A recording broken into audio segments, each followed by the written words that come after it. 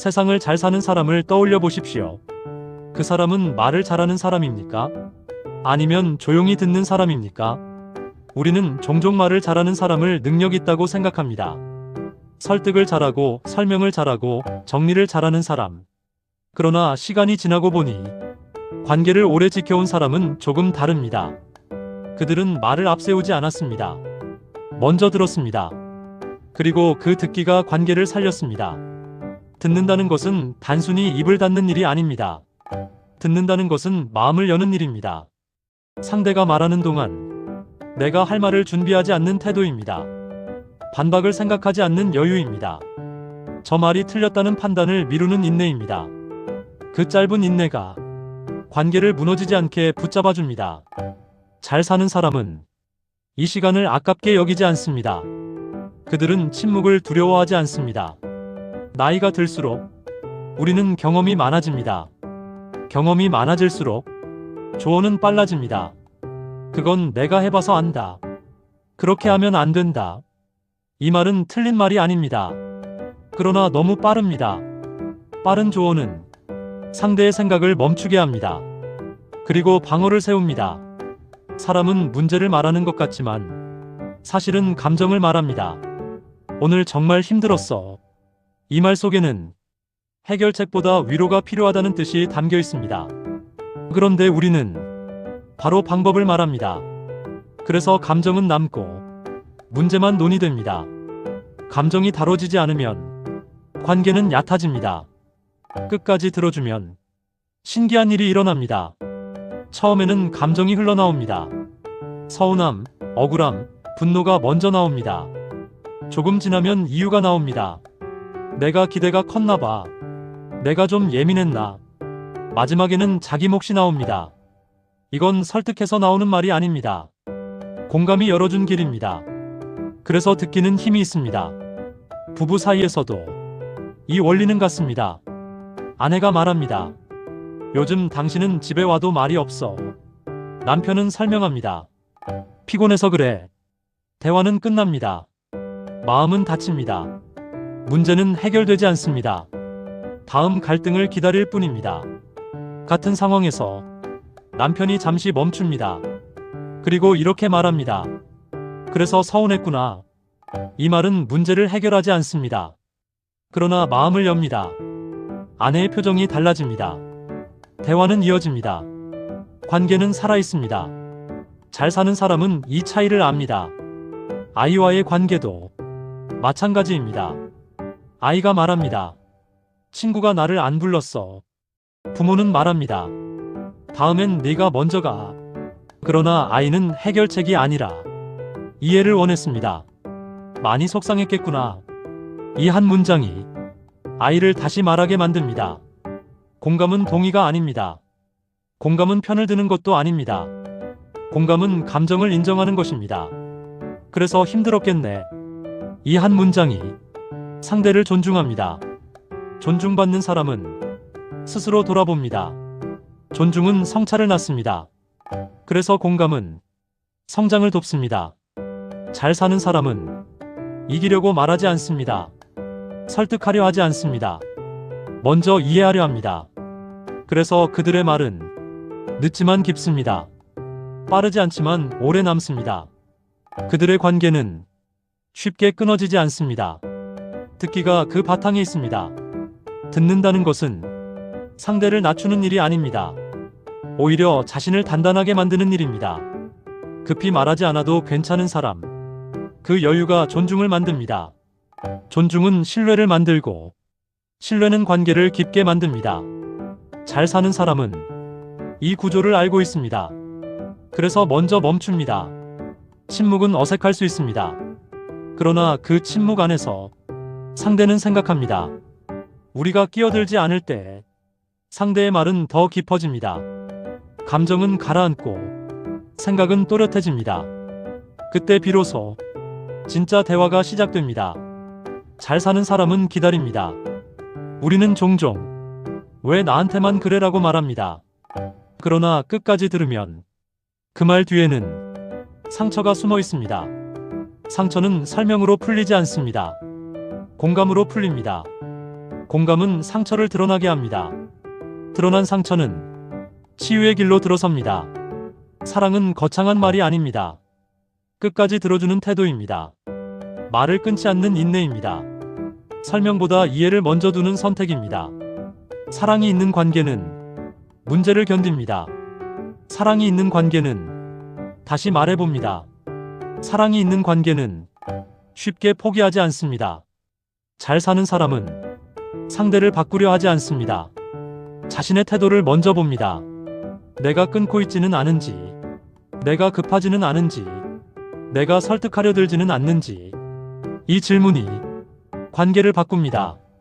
그래서 성숙은 상대를 고치는 일이 아니라 나를 돌아보는 일입니다. 듣기는 기술이 아니라 태도입니다. 태도는 하루아침에 만들어지지 않습니다. 작은 연습이 필요합니다. 오늘 한번 상대 말을 끝까지 들어보는 연습, 내 차례를 조금 늦추는 연습. 그 작은 연습이 관계를 바꿉니다. 그리고 삶의 결을 바꿉니다. 잘 듣는 사람 곁에서는 사람이 작아지지 않습니다. 오히려 자랍니다.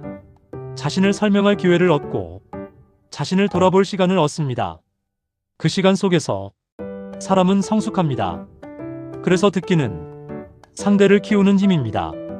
조용하지만 강한 힘입니다. 우리가 끊는 이유는 틀릴까봐 두렵기 때문입니다. 내가 통제하지 못할까봐 불안하기 때문입니다. 그러나 통제하지 않아도 관계는 무너지지 않습니다. 오히려 통제하려 할 때 관계는 경직됩니다. 잘 사는 사람은 통제보다 신뢰를 택합니다. 그래서 더 자유롭습니다. 끝까지 들어주면 사람은 스스로 돌아봅니다. 방어가 내려가고 자기 몫을 봅니다. 이건 강요로 되는 일이 아닙니다. 존중 속에서 일어나는 변화입니다. 그래서 듣기는 가장 깊은 교육입니다. 설명하지 않아도 가르침이 됩니다. 세상을 잘 사는 비결은 거창하지 않습니다. 말을 줄이고 마음을 여는 일입니다. 상대를 설득하기보다 이해하려는 태도입니다. 끝까지 들어주는 인내입니다. 그 작은 선택이 관계를 지키고 삶을 깊게 만듭니다. 나는 이제 아무 일 없는 하루를 두려워하지 않습니다. 예전에는 일정이 비어 있으면 괜히 마음이 불안했습니다. 오늘은 뭘 해야 하지? 시간을 그냥 보내면 안 될 것 같았습니다. 하지만 지금은 압니다. 아무 일 없는 하루도 충분히 가치가 있다는 것을, 조용한 하루가 내 마음을 더 또렷하게 만든다는 것을. 노년의 시간은 속도가 느려집니다. 젊을 때처럼 앞으로만 달려갈 필요가 없습니다. 그래서 오히려 더 깊이 볼 수 있습니다. 하루를 천천히 살 수 있고, 감정을 천천히 느낄 수 있고, 사람을 더 오래 바라볼 수 있습니다.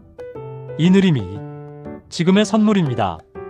나는 더 이상 많은 사람 속에서 나를 증명하려 하지 않습니다.